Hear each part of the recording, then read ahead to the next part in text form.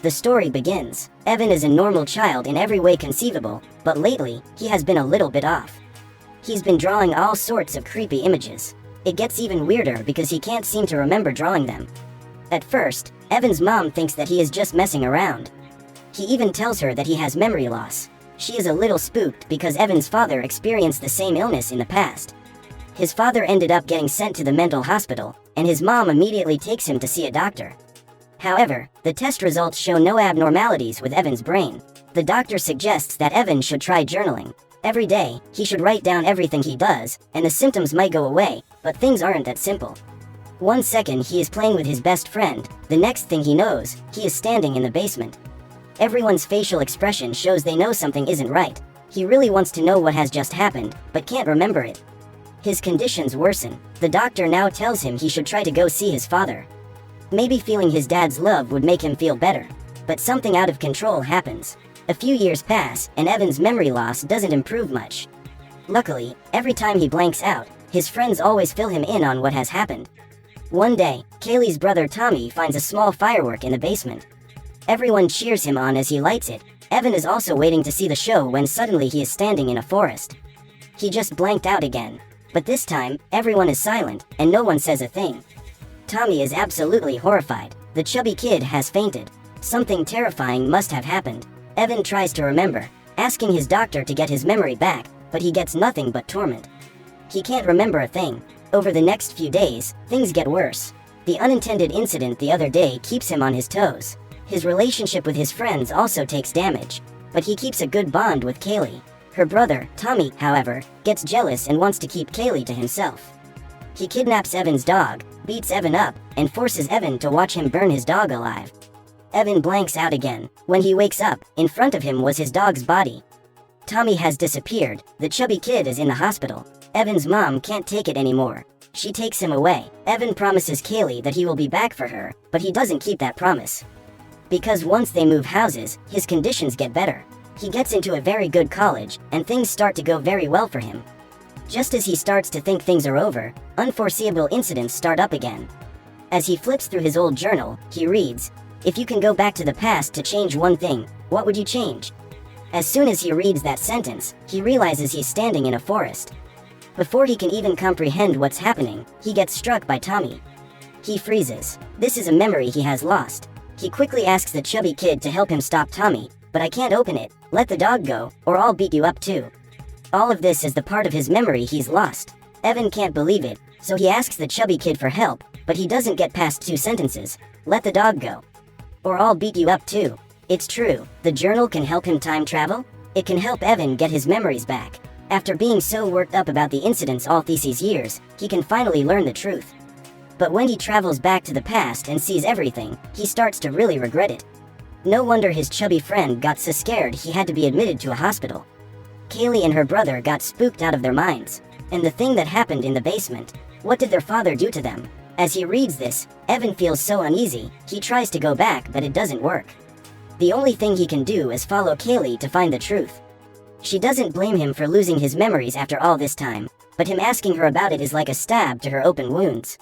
Shut your mouth, things aren't going very well. A few days later, Evan receives some bad news. Kaylee couldn't handle being so overwhelmed, and decided to take her own life. He is miserable. How much better it would be if these things never happened. Suddenly, the pages of his journal start to blur. He successfully travels back to the past, to the moment the unspeakable incident happened. But this time, Evan doesn't let things happen the way they were supposed to. Evan yells at her dad, threatening him, "If you don't want to ruin your daughter forever, stop your disgusting act," and suddenly he wakes up again. He's now lying on Kaylee's bed, a decade into the future. His memories flash in his head. Turns out, when he changes things in the past, the future also directly gets affected. Kaylee didn't get assaulted, and continues to grow up healthily. She gets married to Evan, but the happy days don't last too long.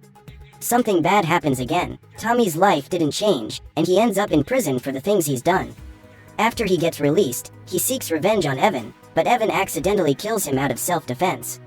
This time, he is the one who gets sent to prison. This place is filled with terrible criminals. After a few nights, Evans can't take it anymore, and asks his mom to bring him the journal. However, it gets stolen shortly after. He sees a man with a hat who he thinks could be a decent person, so Evan risks his life to ask him for a few pages back. He then uses his power to travel back to the past. This time, he travels back to his primary class and draws a picture of himself dismantling the two evil criminals in prison. That explains the weird drawings. He then travels back to prison. Man with the hat is lost for words. It's Jesus coming back to life. He helps Evan get his journal back. To get himself out of there, Evan travels back once more to the forest. If there is a pill for regrets, perhaps all of us would want to take it, right? But seeing Evan right now, I'm sure 80 to 90% of you would judge Evan for killing a man and ending up in jail. But he has a journal that can help him change both the past and history. He is back at the forest once more. He only needs to stop Tommy from committing the act to prevent everything. But things don't go accordingly to his planning. He gives the chubby kid a piece of metal, planning to use it to cut the bag, but he ends up using it to stab Tommy to death. History changes again in just a blink of an eye. The chubby friend gets sent to a mental facility for murder, tormented for years on end. Kaylee suffers even more after the death of her brother, and her dad's anger gets dumped all on her. She ends up running away from home, becoming a bad person. Evan wants to bring her back, but nothing works. He regrets it, but it's too late now. He figures his dad might also have the power, and asks him if there is any way to change things again, but his dad advises him to stop immediately. Evan doesn't listen, and his dad tries to kill him. So this is why he lost his memory. If his dad doesn't want to help, he will try again on his own. He goes back to the day with the firework. If he can just stop the mother and her infant, everything will be okay, but again, everything isn't that simple. In this future, the chubby kid doesn't have mental problems. Tommy also grew up just fine, but as Evan tries to smile, he realizes he can't move his body. Turns out, when trying to save lives, he lost his arms. He can't take care of himself anymore. What's more, Kaylee becomes the chubby kid's girlfriend. Seeing the two of them together, Evan can't take it. Seeing his mom getting ill from years of taking care of him, he decides to go back once more. If it wasn't for the firework, everything must be all good. But at this point, he can't control time anymore, and can't figure out why he's holding a knife in his hand. It doesn't feel right. He travels back once more to Kaylee's basement, but things get out of hands quickly. He accidentally sets off the firework, and Kaylee gets in the explosion. Life escalated badly, and he gets sent to the mental hospital for killing her. Every day he gets treated like he isn't human. Despite him telling doctors that there isn't anything wrong with him, they don't listen to him. I want my journal, and I want it now. I know you have it, and you have to give it to me. I need them. In his darkest time, he thinks of how his dad could travel back in time using photos. He locks himself in a room and watches old videos. He succeeds, but the time and place are very strange.